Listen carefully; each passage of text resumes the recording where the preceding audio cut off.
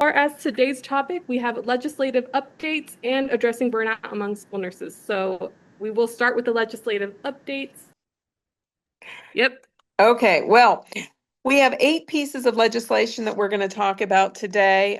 Some of these are tangentially related, and some of these are also going to take some guidance from the State Department and your districts as well. So I will let you know when I get to those. The first one we have before us this year is House Bill number 32. And that is new Idaho Code 672362.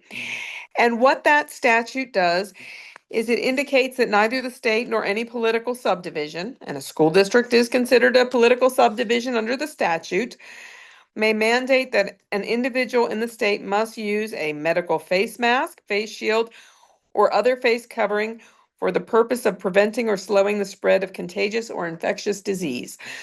This is just a carryover from our lovely time during COVID, where the legislature is just simply saying that we as a school district cannot require students to wear masks to school or any kind of face coverings should we have some sort of an outbreak similar to what we addressed in the past. There are discussions about the fact that a face mask or face shield could be required if it is basically an essential requirement of the job. So if somebody's using chemicals, somebody's using doing welding, those types of things. But what we are looking at is a prohibition of medical face masks or face shields for the prevention of or the slowing of a spread of contagious diseases. So we knew this one was coming. It took an extra year longer than I thought it would, but here it is. And say hello to House Bill 32 and Idaho Code 672362. And hopefully we will never have to deal with this again, and that this statute will never be used and never be addressed. House Bill 59A, if you could just switch to the next slide. This is the Medical Ethics Defense Act. This is a really interesting provision of Idaho Code that is essentially the legislature honoring and recognizing the consciousness of healthcare professionals, healthcare institutions, and healthcare payers with regard to the provision of medical care. Nurses are specifically included in this definition and in this House bill. And basically, any healthcare provider, which would be what we were dealing with in this situation, or healthcare institution, shall have the right of conscience and pursuit of this right. So, in other words, they're not required to participate in a medical treatment or service that violates their conscience, whether it's medical, ethical, moral, or religious beliefs or principles that they sincerely hold. Now, bullet point 3, 4, and 5 in the slideshow you have there indicates, bullet point 3 is the right, that you have the right to not perform a medical service or treatment that you philosophically disagree with. Bullet point 4 indicates that how a healthcare provider addresses that you're required to communicate that to your employer when it arises, hopefully before it arises, but at least by the time it arises, so that the employer can make adjustments so that somebody else can provide the necessary healthcare treatment or service without delay. And nothing prevents the employer from requiring that disclosure of, okay, explain this to me. It shall be provided in writing to the employer. And once that is done, the healthcare provider shall not be required to engage in the provision of services or treatment that they philosophically disagree with. And that healthcare provider cannot be discriminated against in association with the exercise of that right.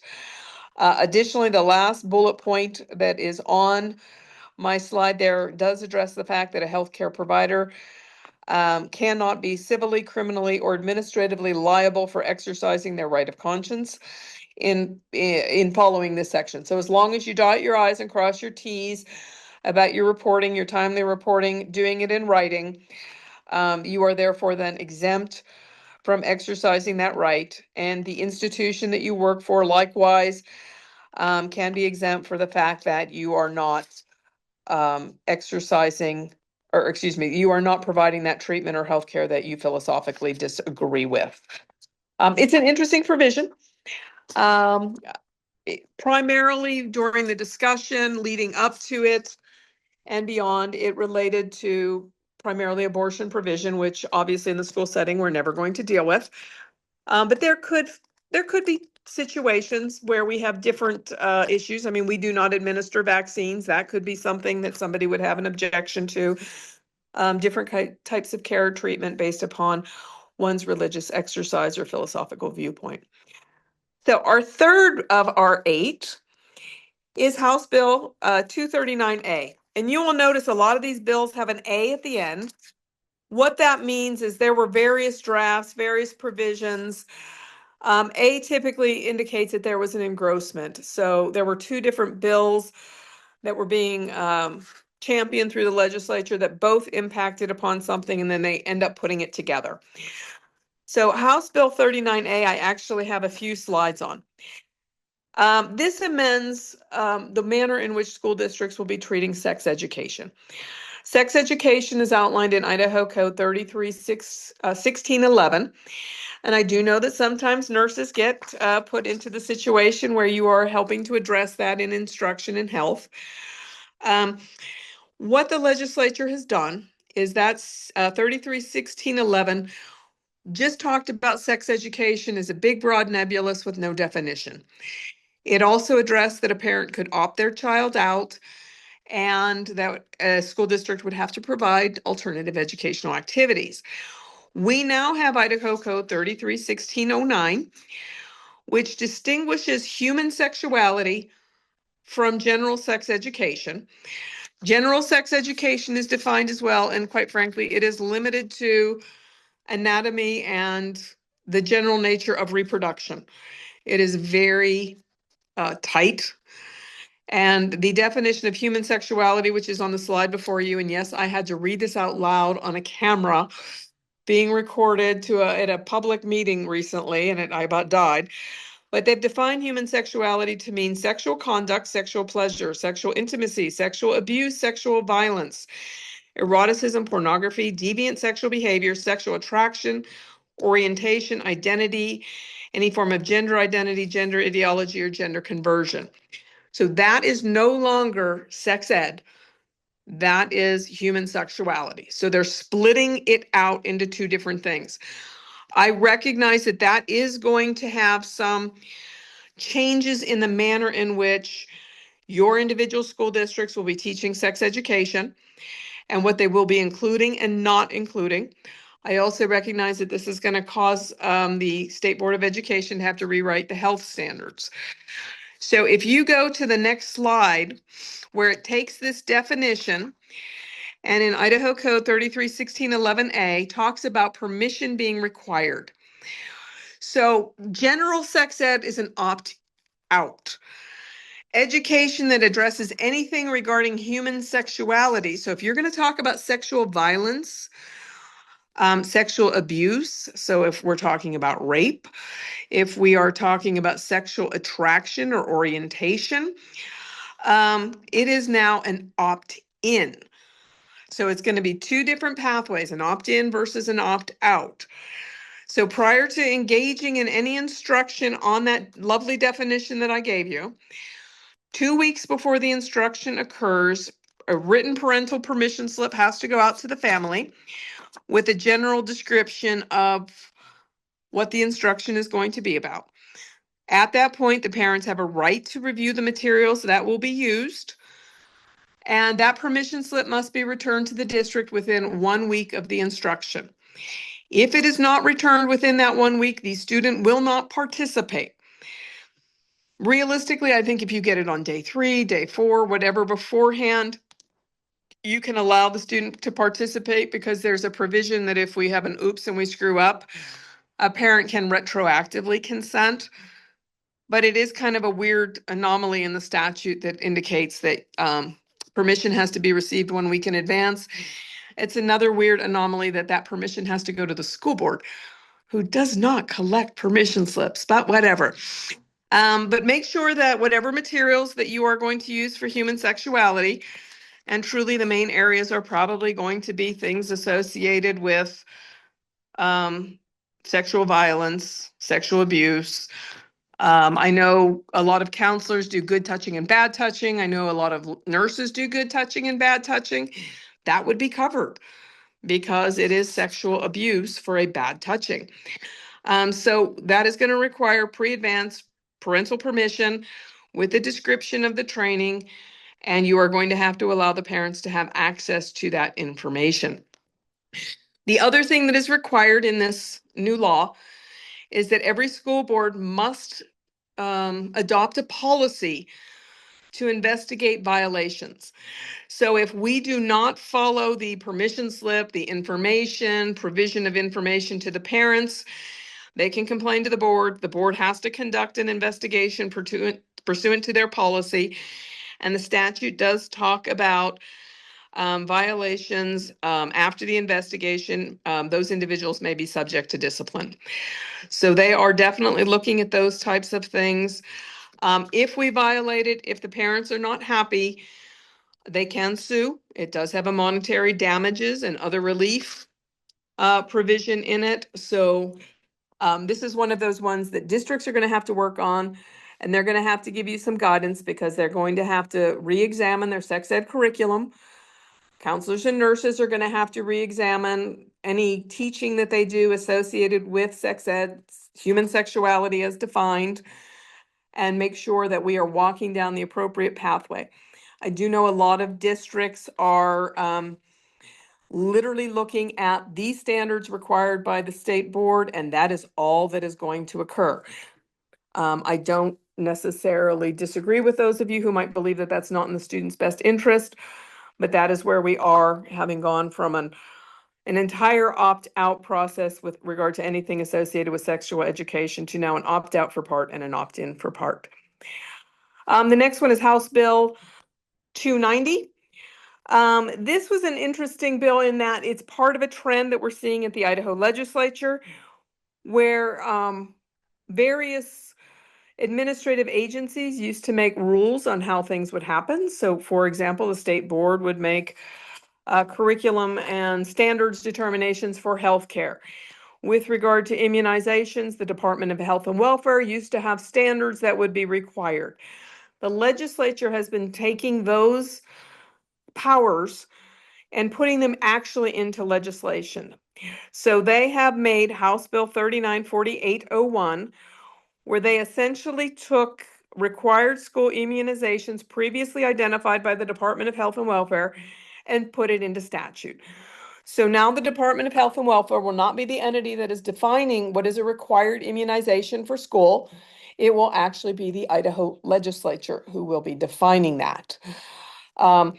They did lift a lot of the same language, that a student that doesn't meet the conditions of the section shall be excluded from school by school authorities and may not attend public or private or parochial school until compliance, unless the exemptions are met.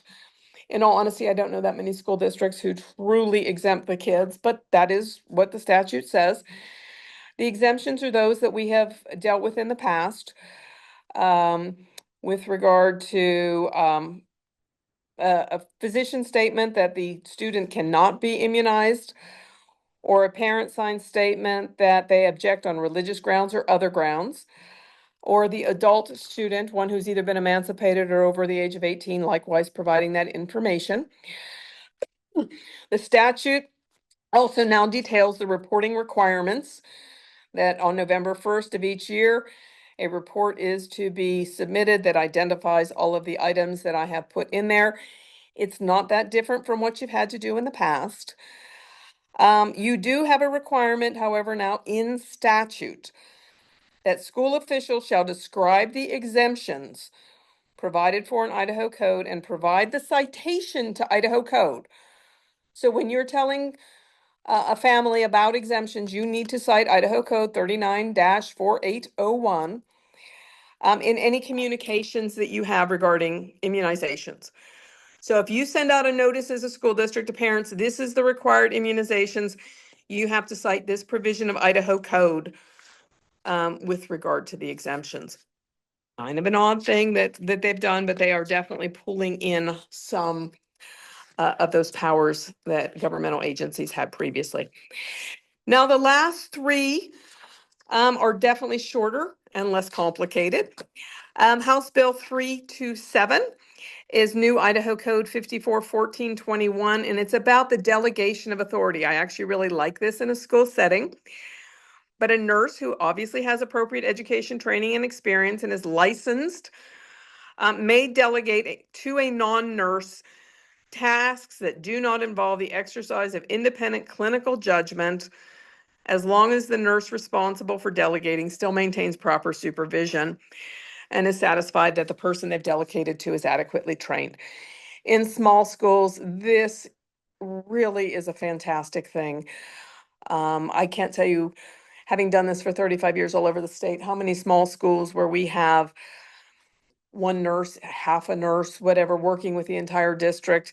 And we have other school personnel who hand the kid the pills every day, or those types of things. But it has to be the involvement of non-clinical judgment. So if you as a nurse are having to exercise independent clinical judgment to do something with a student, that is not something you can delegate. It is ministerial, minor things. Okay, this is what the dose is. I have no authority to change it. That type of thing. Um, and as you'll see in the definitions in that second bullet point, that tasks that do not involve the exercise of independent clinical judgment were defined as duties that an individual has not received formal training. So you as a nurse have received formal training on how to do something. It really doesn't require formal training in a nursing program to hand a student their penicillin pill. I'm not allowed to change the dose. You're supposed to get it at this time as per doctor prescription, those type of things. So I think that one really was intended to help our rural schools and our nurses in rural schools. And I do appreciate the legislature's understanding of that. It's still controlled delegation, but it is delegation.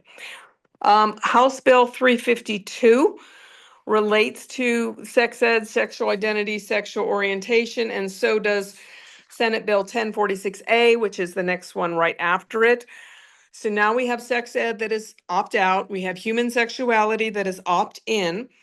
We have an amendment in the parental rights law that we spent time talking about last year that literally says, if you go down to the last part, a public school shall be required to adopt policies and procedures that prohibit classroom instruction, either by public school personnel or an outside person, on sexual orientation or gender identity from kindergarten through grades 12.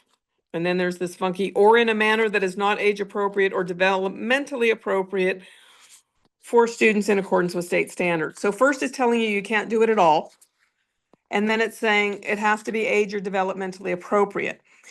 Well, I would piggyback that on top of the human sexuality bill that defines human sexuality to include sexual identity, gender ideology, or gender conversion. So if a school is going to instruct on any of those matters, or a personnel at the school is going to address those matters with a student, not only does it have to be age or developmentally appropriate as per the Parental Rights Act, under House Bill 239A that we talked about earlier, it requires that advanced parental permission, the 2-week period, the summary of what is being educated on, the 1-week permission slip in advance, and the parent's right to see the documents. So there's some overlap in there, and yet again, that is going to be something that districts are going to have to play with. The last one is also on human sexuality, human growth, sex ed, whatever you want to call it, and it's Senate Bill 1046A.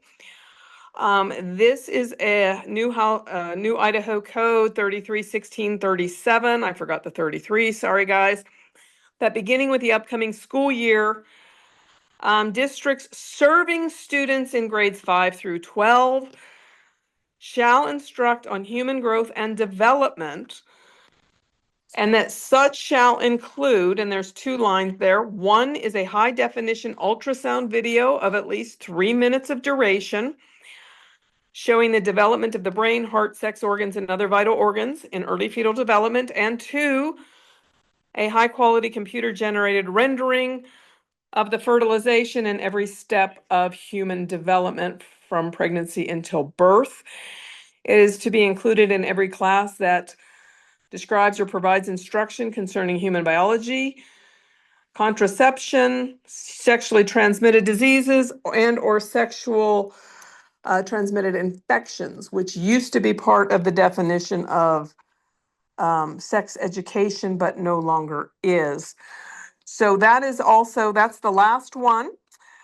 Yes, I recognize there is some overlap on that as well, because to the extent it is teaching sex ed, it requires an opt-out. To the extent that it is teaching human sexuality, it requires an opt-in. Your districts will all be coming up with something to address those. And with that, I have covered my topics. Okay, we're going to talk a little bit about burnout. When we come to the end of the school year, I think that's when we see a lot of burnout.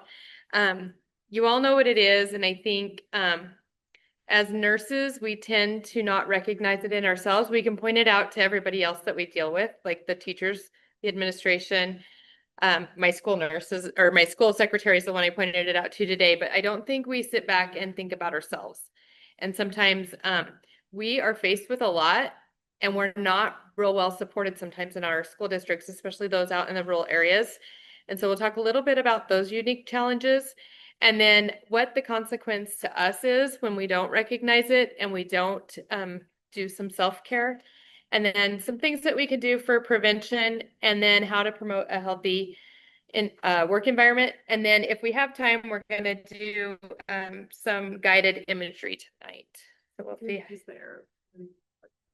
Okay, so burnout is a state of emotion that mentally and physically exhausts us, and it causes prolonged and excessive stress that can impact us in many ways.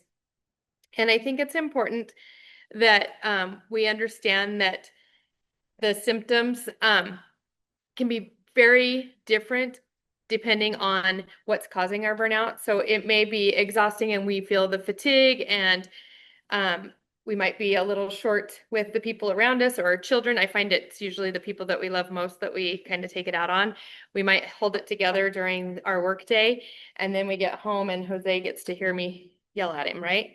So I think depending on what's going on, and sometimes if we're having to deal with chronic illnesses at school and seeing things deteriorate, a child deteriorate because of their chronic illness, or we're faced with families maybe that we don't feel care as much about their children as we do, and we have them for that short period of time during the day, and we know where they go on the weekends, and then summer's coming up and those kids are in our minds throughout the summer. We're just hoping that they return and that they return okay. That can cause a lot of personal health issues on our own. So the anxiety of them leaving, depression that the kids are going through that situation. And then I think too, we care about our staff. And I think sometimes we, not that we care too much, but we tend to become their nurse, and without even realizing we're doing it. And maybe we say something about, oh, how are you feeling today? And then pretty soon they're unloading on us. And I don't think they even realize what they're doing. And then we become their personal nurse. And I think sometimes setting up those boundaries can be really difficult. I find it really hard.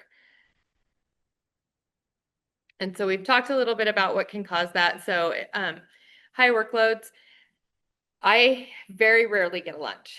And it's because my lunch hour falls at the same time that all of our kids are eating. And so we're over doing our diabetes checks. And I like to be out on the playground because I see a lot when I'm out on the playground, especially if they come back in from playing and then it's like afternoon and they don't want to be at school anymore. I can say, I saw you outside playing. So I know you were doing fine 10 minutes ago. The other thing I tend to notice is a lot of mental health stuff that goes on. So if they're isolated out on the playground, I'm able to see that. So I think we tend to not take our lunches or our proper breaks, or if we're headed to take our break or our lunch, we get caught in the hallway and they're like, oh, just one second. And pretty soon it's 3 o'clock and it's almost time to leave. Or we make it to the end of the workday and we've been so busy, we still have to chart, right, at the end of the day. And so trying to catch up on our charting. Sometimes I think there's a little lack of support. It's interesting right now, our school district is trying to get through all their teacher evals, but we're not included in, I'm not included right now in the eval process, which might be okay. But on the other hand, if I'm doing good things, am I hearing about it? No. I think sometimes it's easy to overlook some of the things that get done in our schools from our nurses until you guys aren't there, right? They don't realize how much you actually pick up. And I think there's a lot of things that we do that's maybe out of the scope of what we should be doing, whether that's some education to parents, or maybe that's being the mental health counselor for a student that's coming to us for a stomach ache, but it really is not a stomach ache, it's anxiety. So I think there's some things that adds up. And I feel like out where I'm at, we have a really high migrant population. And we have an amazing nurse liaison, or I mean, migrant liaison, but she'll bring me in. And then it's like this long, we cover everybody in the household. And it's not just what's going on right there. And I don't want to cut them off because I want to build that relationship with our Hispanic population. But sometimes I feel like this is an hour long thing that went on. Um, and I really didn't have to do much with Johnny that's in the office. It was more about what little brother's doing at home. He's teething, he's not sleeping. What are things we can do? And I don't mind doing that, but I think sometimes then it just adds to the things that are on our plate, and then we're still charting at 4 o'clock. We talked a little bit already about this, but the one thing I want to point out is that this can really lower our job satisfaction. And I think sometimes when you get up in the morning and you don't want to go to work just because you're wore out and you don't feel like you're worthy, that says a lot. Like, I want everybody to be able to get out of their beds and say, I get to go to work today. I'm excited to go to work. And I think for us to be able to do that, we need to be supported. We need to have the resources to do our job. And I think we need to take some time for self-care. And like I said, sometimes that's hard for nurses to do because we're always caring for everybody else. The other thing that happens is we tend to not do as good of a job when we're burned out. I don't think on purpose, but when I know I'm not as empathetic to the students that come in for a little Band-Aid, when I don't feel burned out, I may give them extra attention, and that's the only reason they're actually there, right? They just want to be recognized. They really don't care about the Band-Aid. It's all about having somebody to talk to that day. And when I am really overwhelmed, I may not be as good in that role. So I think it's really important that we do our self-care. I think we've addressed most of this.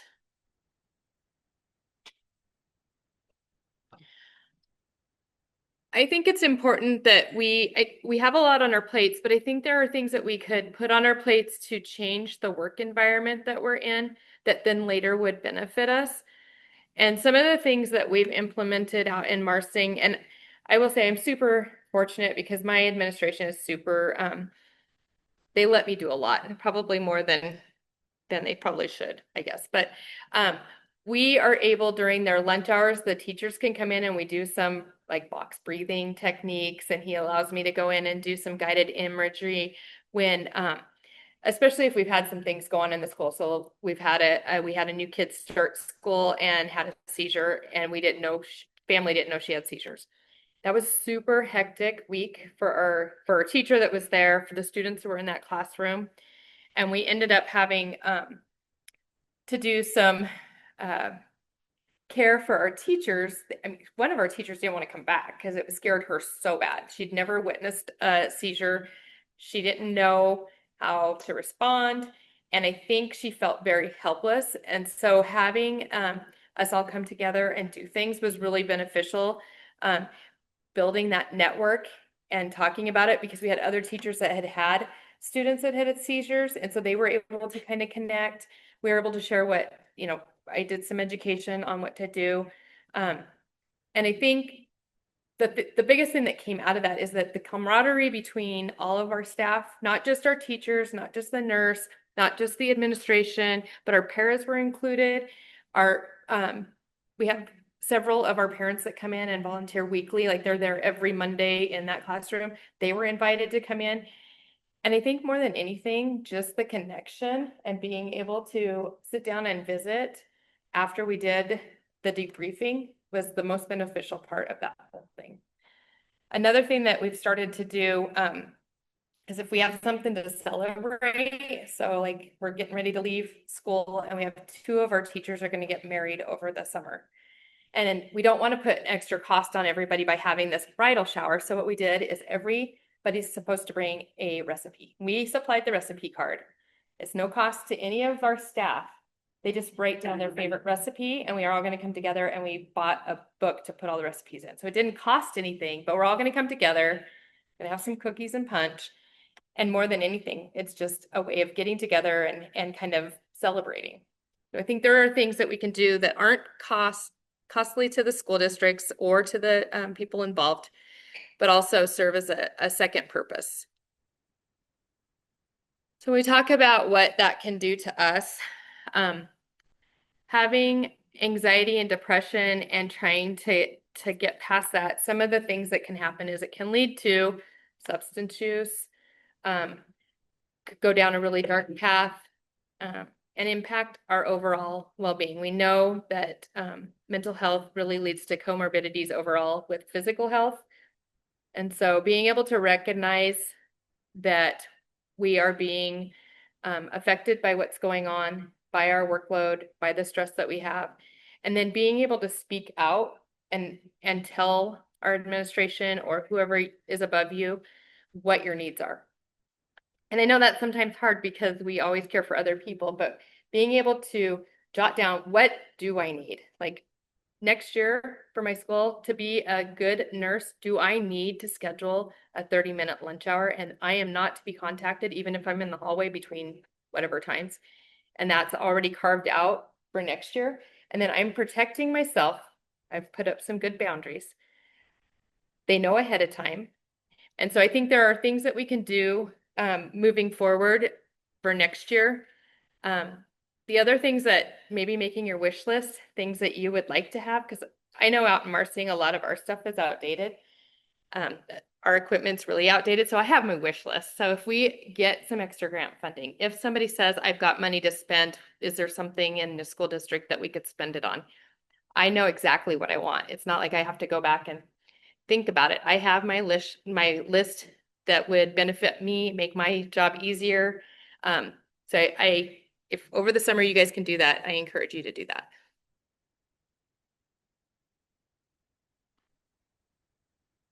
I think one of the things that always inspires me is going to conferences, like getting out there and learning something new, networking with others. But I always feel like I'm like regenerated and you get all these new ideas.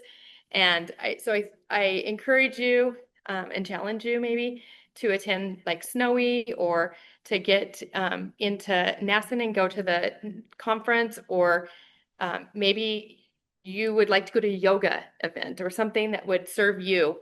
I challenge you to do that and get recharged. I think if something that you want to do in your career, like I really wanted to teach CPR. I don't know why I wanted to do that, but I felt the need to do that. So I took a day off of my normal schedule and I went and got my CPR teaching certificate. So now I can do that. And it filled my bucket for that purpose. Having coping mechanisms that are positive, so that's not the glass of wine at home, that can mean that you have a partner to hold you accountable. And I think it's important when we are able to come together like today, meeting new people, maybe somebody that also has the same interests as you, that can check in with you. Maybe it's a once a month thing. You guys commit to each other to just make sure your head's above water. I feel like sometimes that meme of I'm fine, but they're like drowning. Just having somebody reach out and send a text that says, hey, I hope your week is going good. That's huge sometimes for somebody that's having a rough day. Being able to have techniques that you can do stress management with, because I guarantee if a student came to you and said, I'm fine, and you knew they were drowning, these are things that you would tell them to do for themselves. So practice it for yourself. And I don't know how many, maybe raise your hand. Do you guys have access to counseling for yourself at your school district? How many of you take advantage of it? Not surprising, right? We don't all take advantage of it. So maybe going back to your school district and saying, I know, because I don't think the teachers do either. There's a lot of teachers that probably don't carve out that time for themselves. So maybe it is once a month that counselor does something with the whole group and somehow can do like a mindful activity or coping, and do it around the whole school district gets to be involved in it. And it doesn't have to be an all-day deal. This can be a 15-minute. Our schools go to lunch at certain times. So we have a block, like we have 3 different blocks. So the first block is elementary school. All those teachers get to go during that block. We cover them, let them go for that 15 minutes, maybe once a month or every other month, and get to fill their bucket or feed their soul. Some activity they can do because they're probably not going to pencil it out for themselves. Okay, so put your feet flat on the floor.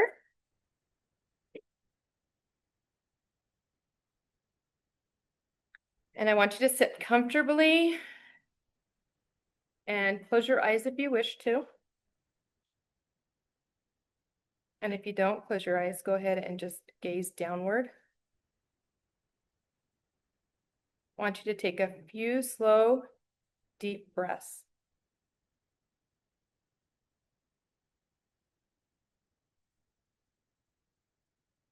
Inhale through your nose for 4 seconds, and then hold it for 2. And then slowly exhale for 6 seconds. And we're going to continue to do that. So inhale for 4 seconds, hold it for 2, exhale for 6. Let your body start to relax. If your shoulders are tight, relax your shoulders. I want you to picture yourself walking. You're along a beach. It's quiet. You feel the warm sun on your skin. And you notice the gentle breeze brushing you against your face. You can hear soothing sounds. Maybe it's the waves rolling in. Maybe you're hearing the seagulls in the back. It's rhythmic and it's calming. Now feel the sand beneath your feet. As you touch that sand, it's soft, it's cool, it's comforting. You smell the salty ocean air. It's refreshing and invigorating. With each step, you feel more relaxed and more at peace.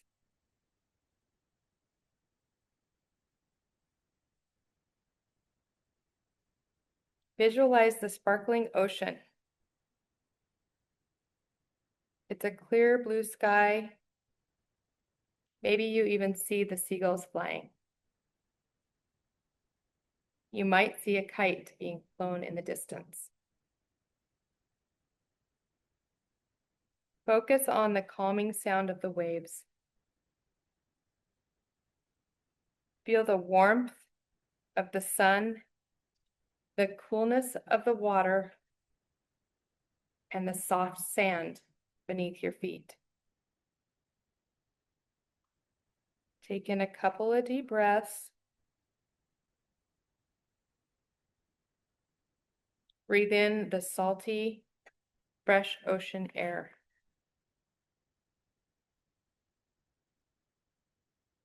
Imagine the coolness of the gentle breeze.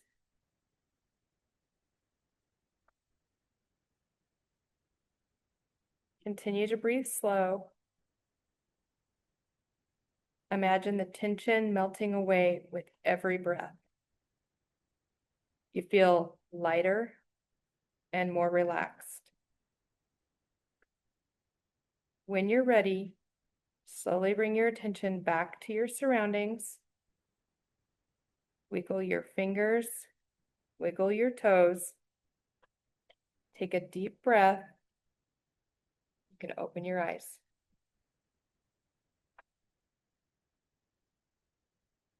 How does that make you feel?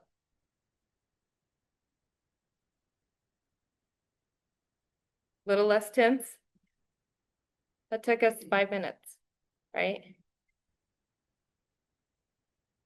We have a flex room at Marsing where we take the kids that might dysregulate during school. And so I encourage my teachers, if they have a moment, to just go in and do some deep breathing or go blow on the pinwheels, to go in and use it. I've yet to see a teacher do it. And I haven't done it myself. So I encourage you to help people. These are just a few. I mean, I don't use any of them. They're just some that I looked up. Some mental health and emotional well-being stuff you can do on Android and your phones. Different mindfulness and stress relief. I think listening to music is a great way that, or the white noise. Being able to journal. I think for some people that's really a good release. A mood tracker. That's, I don't know if you remember the mood rings that we used to wear. Back in my day, we had mood rings. Self-care with physical. A lot of people really enjoy workouts and pushing themselves, and you're at a school that probably has a gym that you could probably use. Sleep is so important, especially when we're burned out. So being able to make sure that your sleep cycle's good, that you're getting to sleep at a normal hour, and that your sleep is consistent, that you're not waking up in the middle of the night and not able to go back to sleep, and that your sleep hygiene is good. And then crisis. And just remember, we have our crisis centers in Idaho now, and you can take advantage of them. And if you haven't had them come speak at your schools yet, I brought them to one of the PD days. It was super helpful. Like when to call them, what they can do for us. They're a mobile response, and there's one in the different areas for the public health departments are. So I encourage you to reach out to them. Take care of yourself and take care of others. What you guys do best, right?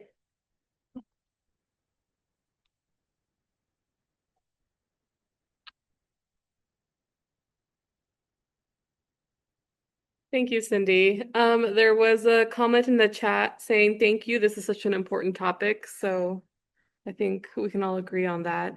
Does anyone have any questions? Let's open the chat. You have good self-care techniques that you want to share, it's important to share.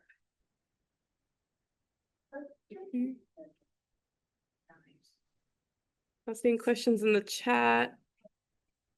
Anyone here? No? Okay. Well, in that case, we will end a little early today, at least online. And if you do have questions for Amy White from the first part of the presentation, again, you can put those in the chat if you're virtual, and we'll ask here once we close out the session. So let's see if there's anything. Okay, yes, and we'll capture those questions. So thank you for putting those in the chat. To close us out, so this is the last session of the school year. We will return in October of 2025. So this fall, and school nurses will be returning. We'll also have our K12 supporting students with autism series that's returning.